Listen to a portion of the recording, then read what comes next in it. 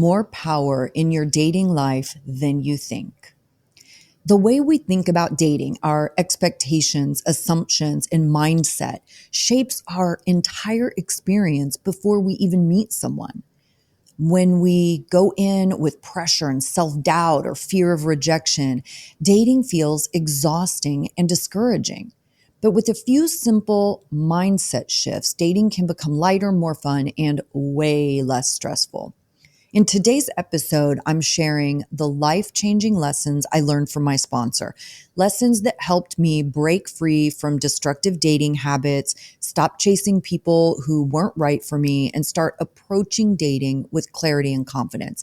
And here's the biggest shift. I realized I was the one holding the power all along. I get to choose who I invest in. I get to decide what I want, and I don't have to take it personally when someone else's choices don't align with mine. And the best part is, these lessons aren't just for dating. They apply to every relationship in your life.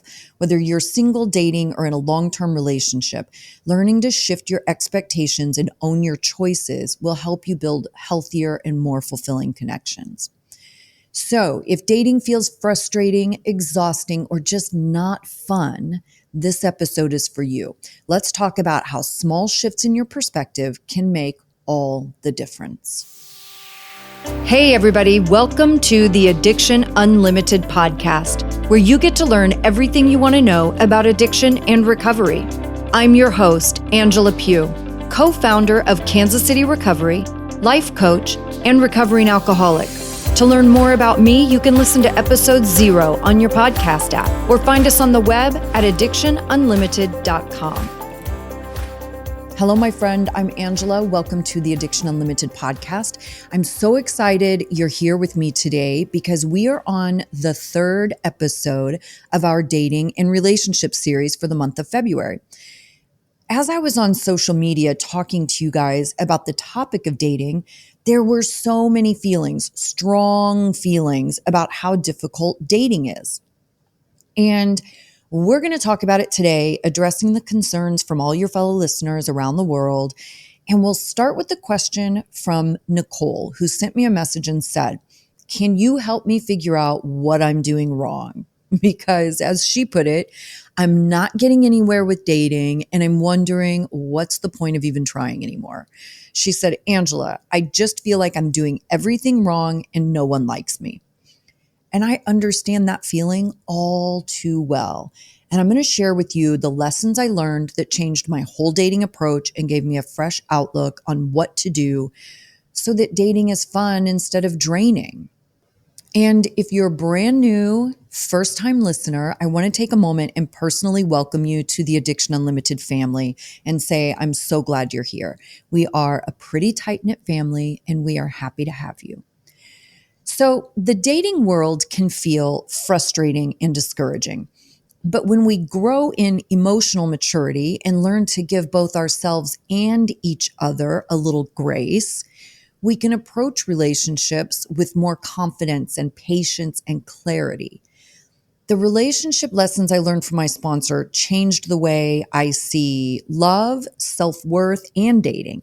And today I want to share those lessons with you so you can navigate single life with less frustration and more understanding. For many years, I had a sponsor who was deeply influential in my life, not just in sobriety, but in how I understood relationships, love, commitment. And here's the thing, my sponsor was a man. In the world of AA, having a sponsor of the opposite sex is kind of taboo. It's not typically recommended. And knowing what I know today, I wouldn't suggest this path to others either. But my sobriety journey was never typical, so why would my sponsor be, right? Now, he's not technically my sponsor anymore, but he's still the only person I want to talk to when things are challenging in my life, and he's the only person I trust on that level.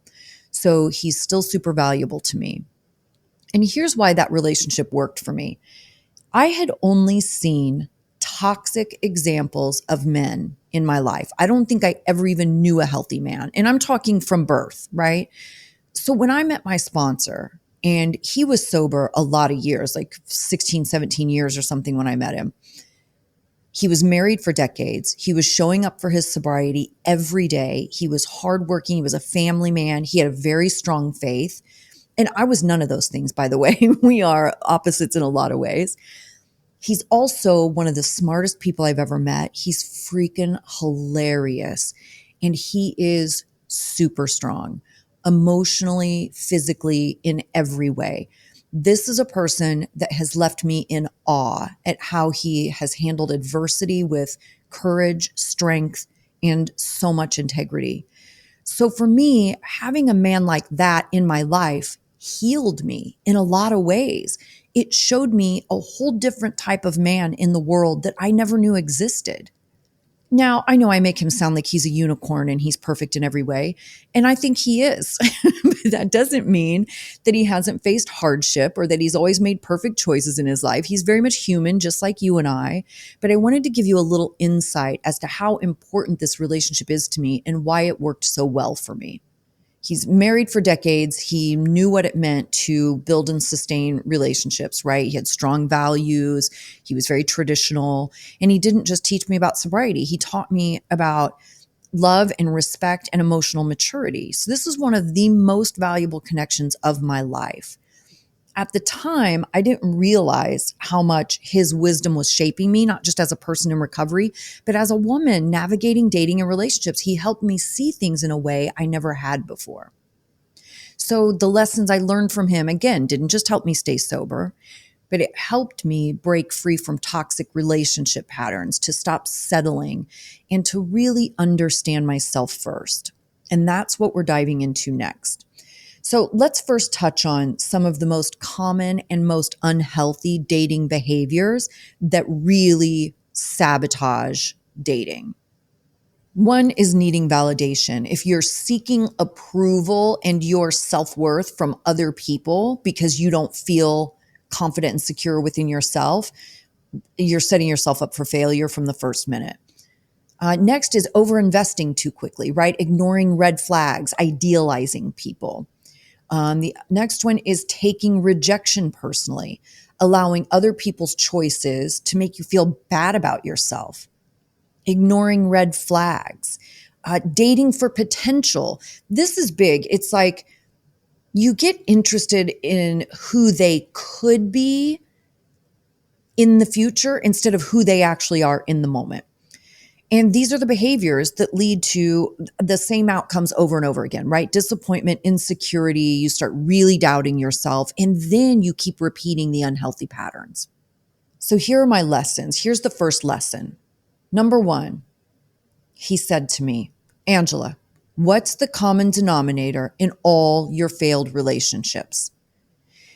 And of course, I looked at him baffled because I had no idea what he was talking about. and I never would have been able to identify this. He goes, it's you. So your work needs to start with you. And I had never thought about it, of course, because I was very busy playing the victim as if everyone were out to hurt me and nothing ever goes right in my life. And that was true to a large degree. Things didn't go right in my life, but it was because of my own shitty choices. It wasn't anyone else's fault, right? This was a huge mindset shift for me to realize that it was me, not them. Instead of pouring all of my focus into what all these guys were doing wrong, I needed to pour my focus into myself, improving me, my life, my choices, my self-esteem. And this leads me perfectly into the next one. Number two, you picked him.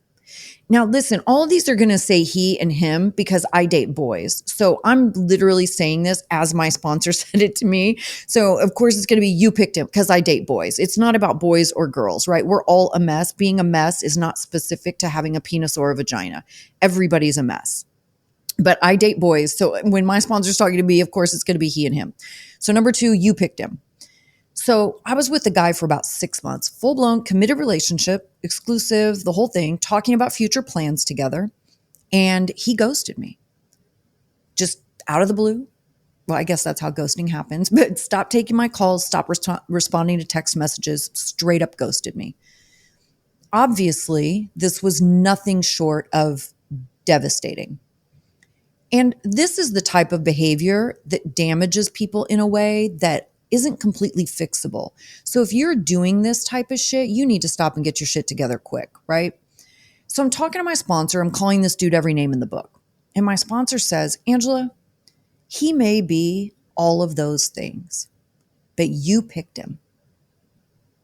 And that was a life-changing moment for me because, again, I was so busy playing the victim and only looking at what he did to me that it never dawned on me I picked a person who was capable of doing something like that. And that behavior doesn't come without red flags. And there were plenty of red flags that I had overlooked, partially because I idealized him. He would do something a little shady and I would rationalize it away because in my head, I had decided he was this great guy with integrity and honesty and respect. But I never made him actually prove that he was any of those things. I just idealized him in my head. And if I would have paid attention to the red flags, I would have definitely had the awareness that he was being dishonest, a little shady, and didn't have near as much integrity as I had created in my head. Something I use to keep myself on track when I have all the butterflies about someone is thinking about it like we're all a 1,000-piece puzzle. We have 1,000 pieces of ourselves and our personalities and our trauma and drama and all of it, right? It takes a long time to get to know 1,000 pieces. So when my head wants to get carried away and start idealizing someone, I remind myself that I'm only seeing a few pieces of 1,000. And that helps me keep it in perspective. Something I was really bad about for a long time was idealizing.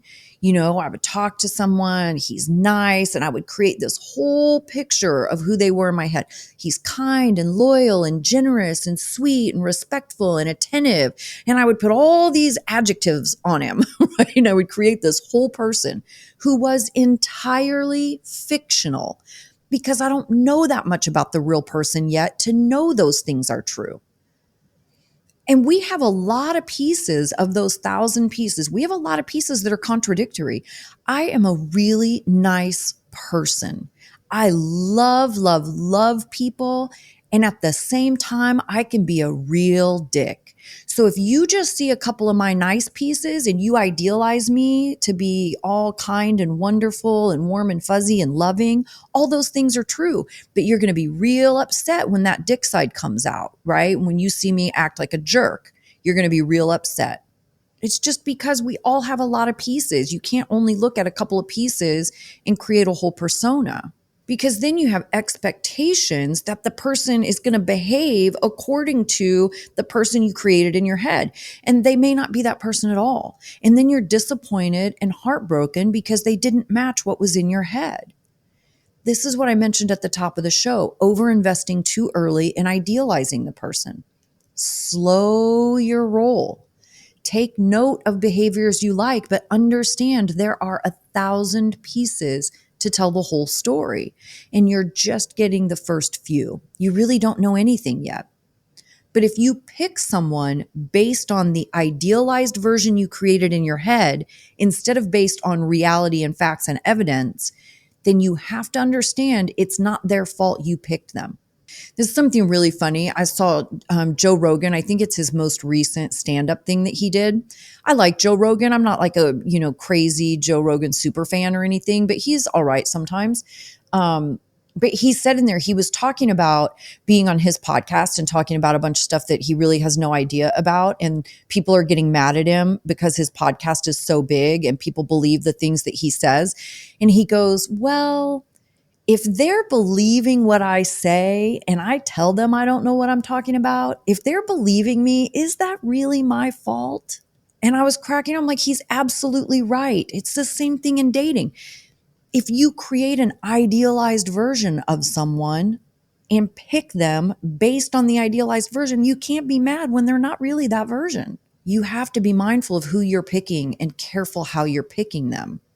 People do not end up, I think we talked about this last week's podcast, people do not end up in your life and in relationships with you or situationships or toxic relationships with you because they did it all. It takes two to tango. You picked them. You had to make a series of choices to bring that person into your life, right? You picked. This is our responsibility to pick better. Number 3, he's allowed to be wherever he is in his journey. Wow, this was huge for me. Understanding that we are all people with wounds and fears and a past. And when we date, we're bringing all of that with us. What I see so often, and was guilty of myself, is we get so caught up in what we want, how you want them to act, when you want them to be there, when you want them to call, how you want them to commit to a relationship, how you just want them to show up and have sex with you, how often you want to see each other. You, right? It's all about what you want. Maybe you want the whole relationship. So you have a picture in your head of exactly what that looks like for you. Full commitment, romance, dates, they're head over heels for you. You're taking them home for family dinner, but maybe they're not there. They aren't committing so readily. They're a little mixed messages, uncertain, wishy-washy, and you want to get mad at them because they aren't doing what you want. That's the truth, by the way. Most of the time we get mad, it's basically because people aren't doing what we want them to. And if everyone would just behave the way I want them to, then my life would be a lot easier. But listen, people are allowed to be wherever they are in their journey. They aren't required to be where you want them to be. If someone is dealing with past hurt and can't commit, leave them alone. Let them get their shit figured out. Don't get mad because you aren't getting what you want. If someone's behavior is mixed messages or uncertain or non-committal, then it's your responsibility to recognize that and set the proper boundaries to protect yourself. But they're allowed to be wherever they are, wanting a commitment or not wanting one, wanting space and time alone or wanting to be with you. Everyone is allowed to be where they are. Just because I'm messaging with somebody and I really like them doesn't mean that they have to want to message me and really like me back. They're allowed to be wherever they are in their own journey. Number 4, Angela, when a boy likes you, he'll make sure you know. Oh my God, you know this feeling, right? When you're constantly questioning, like, what's going on? Are they interested or not interested? Do they want to hang out? Am I reading too much into it? Are they just more reserved and I need to be more patient? Like the constant questioning. And the truth is, if someone is interested for real, you will know. My sponsor told me you will not have to question it or wonder what's going on. When he likes you and wants to pursue something with you, he will make sure you know that. I think this is absolutely true. Now, this is much more challenging in online dating world. And I don't want to get too deep into this because next week's episode is all about dating apps and navigating that craziness. Dating apps slow down the process of getting to know someone a lot. And it allows way more opportunities for people to get caught up in their fears and anxieties and bail out before anything ever happens. But we all know what it feels like when someone is really interested in you. It's different, it's magical, and it's rare. You can't have an expectation that everyone you meet or match with is going to come at you with that level of interest. It just doesn't work that way. Everyone is not going to feel love at first sight with you and want to dedicate their days to texting with you and planning dates. It's unrealistic expectations. Be mindful when someone is giving you the signs they're really interested. And when others aren't giving those signs, then be willing to use it for whatever you want or leave it to eliminate your own stress and anxiety. But when someone likes you for real, they will make sure you know. And this leads me perfectly into the next one. Number 5, what does the evidence tell you? He would say to me, Angela, what does the evidence tell you? Not how you feel, but what does the evidence tell you? And I'd have to really think about it, right? Are they appropriately expressing interest? Are they calling or texting? Are they attentive or are they distant? Are they making plans with you or avoiding plans? Are you both able to talk about things comfortably? I just went through this a couple of months ago with a guy. When we started messaging, the energy was good. We vibe. He's really interesting and smart. Texting was good, a little flirty, but not uncomfortable or inappropriate for me. But he was definitely enthusiastic, sending cute emojis, complimenting me. He was obviously interested. But after several days, that forward momentum shifted. Now, I don't have a timeline like exactly how things should unfold, but I know when there's forward momentum and when there's not. And if there isn't any forward motion, then you quickly hit the point of like, what the fuck are we doing here? Are we going to be pen pals? Because I don't know exactly what I'm looking for in a relationship, but I know I'm not looking for a pen pal, you know? But there wasn't any effort or conversation to move the interaction forward. And I recognized that shift immediately. Texts became less frequent, not so flirty, no cute emojis. There was no mention of phone conversation to get to know each other better or meet in person. Like it was just at a standstill. So I asked because I'm a communicator. I don't want my person to be in that constant state of questioning and wondering what's going on and playing a guessing game and having no idea what to do. I don't want to be left in that position either, right? That's why communication is so important. You want to know what's going on. Well, so does the other person. So get your shit together and communicate. So I'm a communicator. I just ask, I go, hey, I feel like I'm getting friend zoned here. And that's cool. But if that's what's happening, that's information I need to have, right? I need that information to decide if I'm cool with that arrangement or if I want to move on. And this is where you have to recognize when words and actions don't match, because he actually said, no, that's not what's happening at all. Just super busy this last week, wasn't able to do anything. I'm like, okay, cool. I hear his words. But moving forward, the actions didn't change. There was still no effort or interest in taking the next step. Now, I'm not mad at him for it, right? He wasn't misleading me or being dishonest or anything. In fact, I have no idea what's going on for him. And it's none of my business what's going on for him. He doesn't owe me an explanation as to why he doesn't want to meet or talk or whatever. This was number 3. He's allowed to be wherever he is in his journey. He doesn't have to be where I want him to be. And honestly, the whole situation gave me more information about him and let me know we're not a good fit, because he wasn't communicating whatever was going on for him either. And that's a red flag for me. I don't think he was being dishonest. It felt more to me like avoidance. And I'm strong. I'm a brave person. I'm willing to communicate what I'm thinking and how I feel, even when it's uncomfortable and awkward and I feel really vulnerable, even when it's hard, because I don't want others to feel confused or like they're playing a guessing game and they have no idea what's going on. So I'm not a person you want to try to date if you can't communicate on the most basic level. You don't have to have all the answers, but you have to be able to say, I don't really know what's going on right now. I'm figuring it out and I'd love to share it with you when I have some clarity, right? Avoidance isn't going to fit well with me. For me, this is actually something that causes me to lose respect. And if I lose respect for you, there's nowhere to go anyway. So getting back to the point of this, what does the evidence tell you? I had to really pay attention to the evidence, the actions or lack thereof, because my feelings would have misled me. He was someone I was pretty excited about, and that doesn't happen very often. So my feelings would have clouded my judgment for sure, but the evidence was very clear. Something in his energy shifted, and I picked up on it immediately. I trust my instincts and intuition 1,000%. When you think something is different, it is. Even if they tell you it's not, trust your instincts. And this is where your boundaries come into play. I had to be willing to let him go. And I really liked talking to him too. We can easily just be friends and have a great time. Like we vibe really well.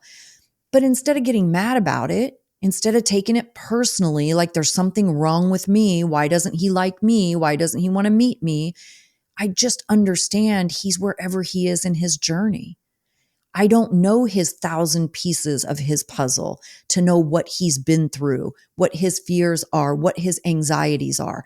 I don't know those things, and it's none of my business.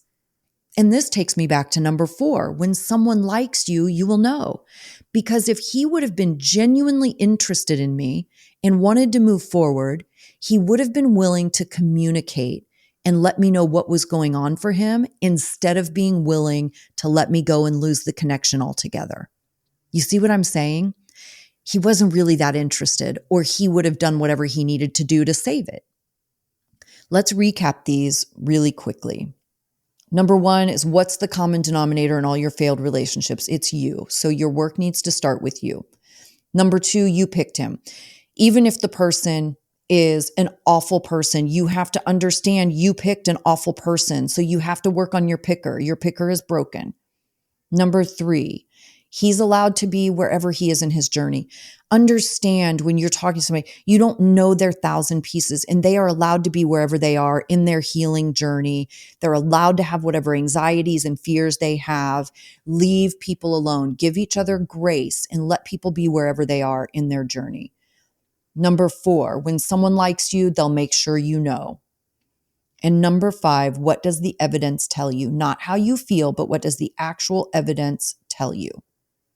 At the end of the day, you are the common denominator in every dating experience you've ever had.